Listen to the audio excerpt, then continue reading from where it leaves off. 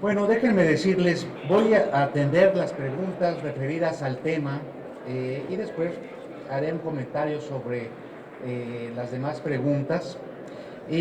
Lo primero es que efectivamente, como señalé, la Comisión Nacional de Derechos Humanos mexicana impulsó ante los ombudsman latinoamericanos el que hubiera un posicionamiento hacia la Comisión Interamericana ante estas políticas que yo he calificado negacionistas de los derechos humanos hacia las personas en contexto de migración, hacia este discurso de odio xenofóbico y racista.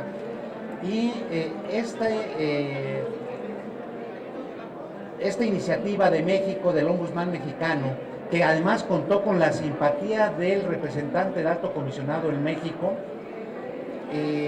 fue adoptado por los ombudsman latinoamericanos, iberoamericanos, no solamente latinoamericanos, iberoamericanos, porque está España e Iberoamérica, y dirigió una carta a la Comisión Interamericana precisamente para que monitoree los derechos humanos de las personas en contexto de migración en Estados Unidos. Pero agregó también que esa misma carta la dirigiéramos al alto comisionado para refugiados y se lo dirigiéramos también a la Cruz Roja. Esa carta fue entregada hace alrededor de un mes. Lo que puedo decirles, si bien no ha habido una respuesta formal, sí una expresión de la Comisión Interamericana referida a esas políticas de los Estados Unidos, en donde ha puesto el acento a que se debe de cuidar la dignidad de las personas. Adicional a esto, comenté yo hace unos momentos con los señores y señoras senadoras el que el viernes pasado, dentro de este periodo de audiencias que abrió la Comisión Interamericana, y que yo lamento y reprocho esta actitud indolente de que no se presentara por primera vez la autoridad americana a esta audiencia, muestra esa indiferencia hacia los reclamos de las personas en contexto de migración.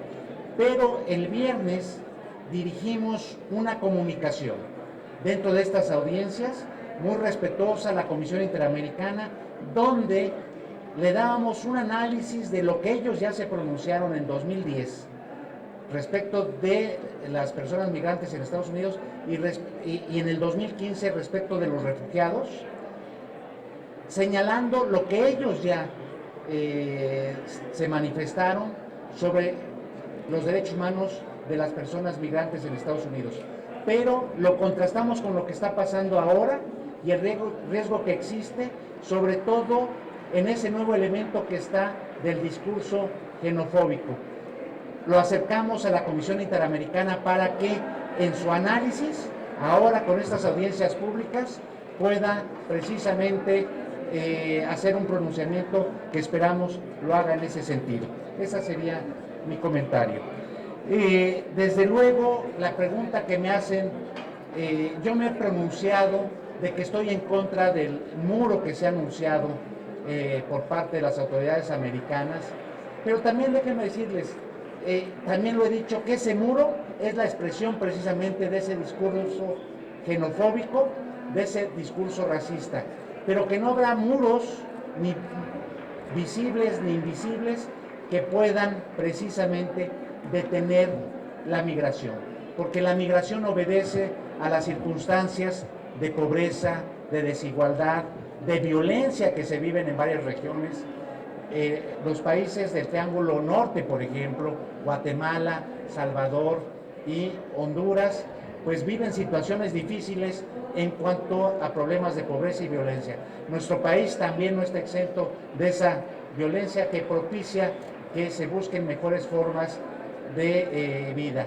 Y desde luego yo he señalado, y lo reitero, que debemos ser congruentes como país, de que las políticas que exigimos de respeto de la dignidad de las personas en contexto de migración en el norte de nuestro país, en la frontera norte, en los Estados Unidos, sea la misma política congruente hacia el sur de nuestra frontera, que la cara debe ser la cara con un rostro o una cara humanitaria, un rostro humanitario, que tenemos que evitar muertes de personas que migran, que buscan lugares diferentes para ser detectados, pero que se exponen a las vejaciones, sobre todo mujeres, niñas, que en su tránsito a una mejor búsqueda de condiciones de vida son vejadas, ultrajadas por algunos agentes que se desvían de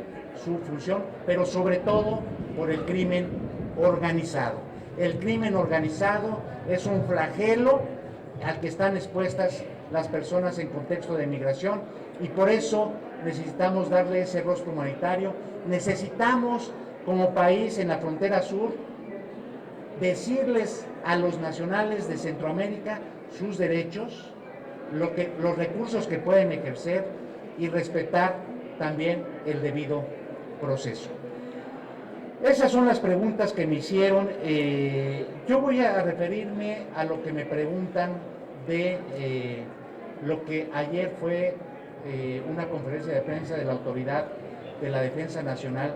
Quiero ser enfático: la Defensa Nacional ayer señaló que cumplía, que atendía y aceptaba las recomendaciones de la Comisión Nacional de Derechos Humanos.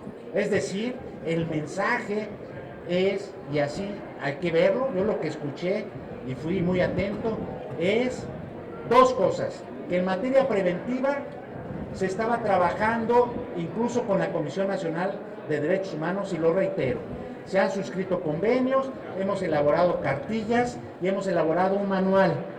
Y también reitero, efectivamente, y ahí están las estadísticas que están visibles, han bajado las quejas hacia las Fuerzas Armadas. Esto no quiere decir que una queja baste para que actuemos, y que haya el compromiso de que cualquier recomendación que se emita, yo vuelvo a elevar mi exigencia de que se acepten las recomendaciones, pero más que se acepten, se cumplan las recomendaciones. Hago un exhorto para que se avance más puntualmente en el cumplimiento de las recomendaciones.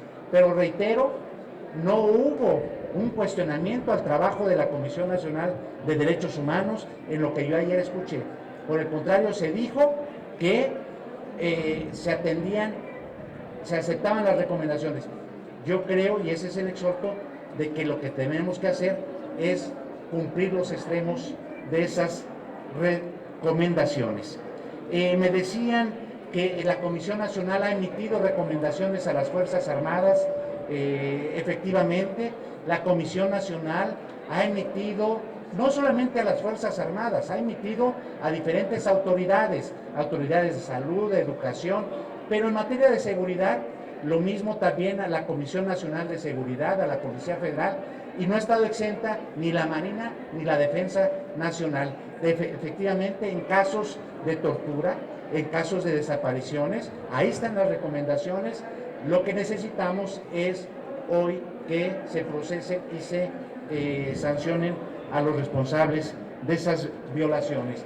Y ya lo he dicho, yo sí he sostenido que las Fuerzas Armadas tienen que retornar a los cuarteles, pero que sería insensato que regresaran hoy.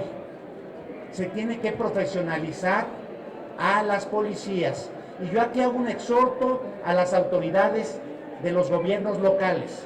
Llevamos 10 años pidiendo profesionalización a los gobiernos locales de las policías. Se han destinado recursos a esos gobiernos locales, pero hoy volvemos a plantear el tema de profesionalizar a los cuerpos policiales. Tenemos que hacerlo, pero yo creo que hay que sumarle un ingrediente adicional: verificar que se cumplan, y quien no cumpla con su tarea, fincar las responsabilidades que correspondan. No es deseable, desde luego, que se elija un marco jurídico para, como se ha hablado recientemente, hacia las Fuerzas Armadas, pero si el legislativo lo considera pertinente, hemos enviado al Poder Legislativo un decálogo de acotaciones de los principios que se tienen que respetar. ¿Cuáles son los límites en cualquier regulación? El respeto a los derechos humanos, el que cualquier participación de las Fuerzas Armadas en tareas de seguridad debe ser transitoria y tiene que acompañarse de esa profesionalización tan anhelada y que no hemos cumplido en 10 años. Y también lo he dicho, seguridad pública tiene que estar en manos de autoridades civiles.